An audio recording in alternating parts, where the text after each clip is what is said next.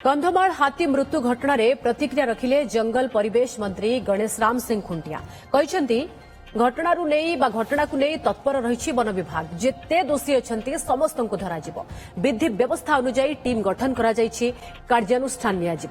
जो जेसीबी साहाय्य खोल जेसीबी को सीज करने सह 10 जन को गिरफ्त कर नीति नियम अनुसार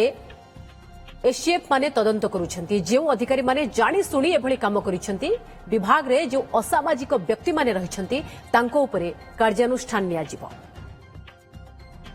सरकारी चाकरी थाई कि किसी लीगल करछंती जानी सुनी किसी भूलभाल करछ तांको विरुद्ध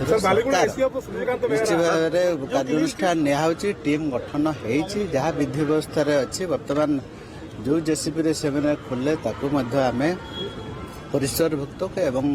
ताको सीज करके अरेस्ट कराई आउ 10 जन को अरेस्ट कराई नीति नियम अच्छी एसीएफ जने तदंत कर एसीएफ तदंत कर एफआईआर देवे से एफआईआर बड़े आगामी अरेस्ट कर।